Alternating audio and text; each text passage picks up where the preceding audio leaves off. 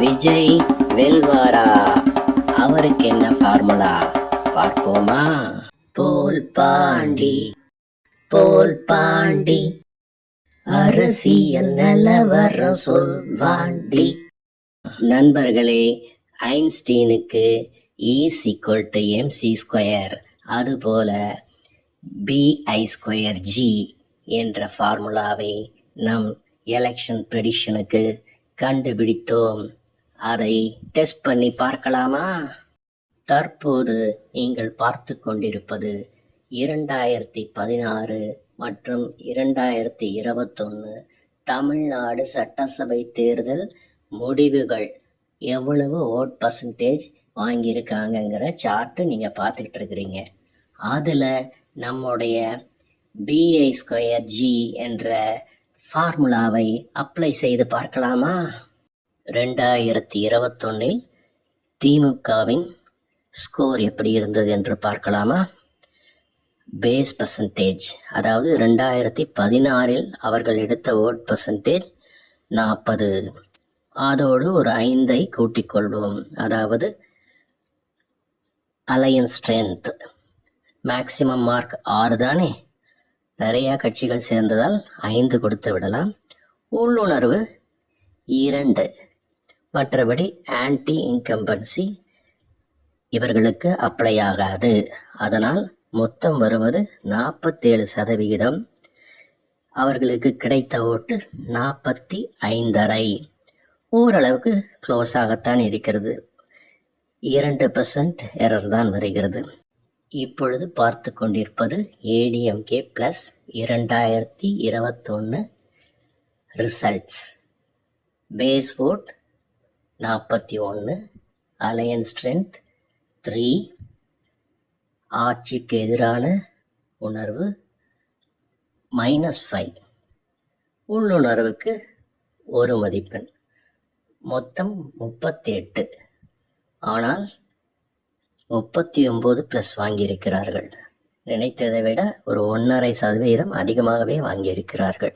மக்களே, மற்ற assembly election ரிசல்ட்டுகளையும் இதுபோன்று நீங்கள் செக் செய்து கொள்ளலாம். இப்பொழுது ஓரளவுக்கு உங்களுக்கு நம்பிக்கை வந்திருக்கும். 2026 எலெக்ஷன் bi²g ஃபார்முலா படி எப்படி இருக்கும் என்று நீங்களே போட்டு தெரிந்து கொள்ளலாம். அது சரி, விஜயின் வரவு இந்த ஃபார்முலாவை பாதிக்குமா? நண்பர்களே, நாம் இப்பொழுது கணக்கிட்டு கொண்டிருப்பது ஆளுங்கட்சி எதிர்கட்சிக்கு இடையே எவ்வளவு ஓட் பர்சன்டேஜ் வித்தியாசம் வரும், அதற்குரிய ஃபார்முலாவை தான் கண்டுபிடித்து வைத்திருக்கிறோம். நீங்களும் கணக்கிட்டு எவ்வளவு வாக்கு சதவீதம் வித்தியாசம் வரும் என்று கமெண்ட்ஸில் சொல்லுங்கள். 2026 ரிசல்ட்டில் ஆளுங்கட்சி எதிர்கட்சி இவர்கள் இருவரும் எடுத்துக்காட்டாக 30, 32 என்று வாங்கினாலும் அந்த 2% வித்தியாசத்தை மட்டும்தான் நாம் கணக்கில் எடுத்துக்கொள்ளப் போகிறோம். அப்படி என்றால் விஜய் எவ்வளவு வாக்கு சதவீதம் வாங்குவார், எந்த கட்சியின் வாக்கை பிரிப்பார், நம்பர் 1 அல்லது நம்பர் 2, நம்பர் 3, நம்பர் 4 எந்த பொசிஷனில் வருவார், இதையெல்லாம் சொல்லவே முடியாதா என்று தானே கேட்கிறீர்கள்? கவலையே வேண்டாம், சொல்லுவது கடினம்தான். ஏனென்றால் இதுவரை எந்த பை எலெக்ஷனிலோ வேறு எந்த எலெக்ஷனிலோ நிற்காததால் நம்மால் மட்டுமல்ல யாராலும் கணிக்க முடியாது என்பது உண்மைதான். இருந்தாலும் அதற்கு ஏதாவது ஃபார்முலா இருந்தால் அதையும் கண்டுபிடித்து அடுத்த எபிசோடில் உங்களுக்கு விளக்க முயற்சிக்கிறேன்.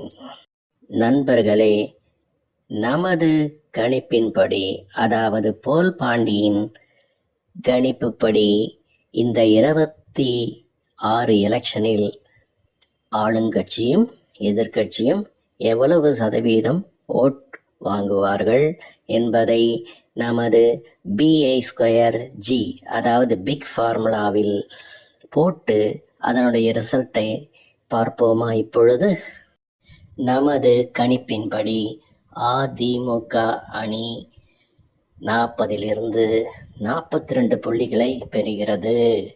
ஏனென்றால் கூட்டணியில் பெரிய மாற்றம் இல்லை.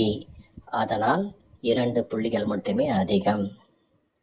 இப்பொழுது திமுக எவ்வளவு என்று பார்க்கலாமா?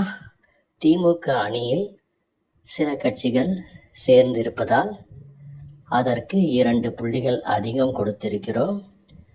ஆன்டி இன்கம்பன்சி ஆட்சிக்கு எதிரான புள்ளிகள் மேக்சிமம், அதாவது -6. இதன்படி பார்த்தால் அவர்கள் 2 புள்ளிகள் குறைவாக பெற்று 44 புள்ளிகள் பெறுகிறார்கள். விஜயின் பாதிப்பு எப்படி இருந்தாலும் வாக்கு வித்தியாசம் 2% அதையொட்டி வரும் என்பதை நாம் ஓரளவுக்கு புரிந்து கொள்ளலாம். ஃப்ரெண்ட்ஸ், உங்களுடைய கமெண்ட்ஸ், ப்ரெடிக்ஷன்ஸ் பதிவிடுங்க. மற்றபடி அடுத்த வாரம் விஜய் மற்றும் சீமான் இவர்களை பற்றி அலசுவோம். நன்றி, வணக்கம். மறக்காம சப்ஸ்கிரைப் பண்ணிடுங்க. போல் பாண்டி அரசியல் நிலவரம் சொல்வாண்டி.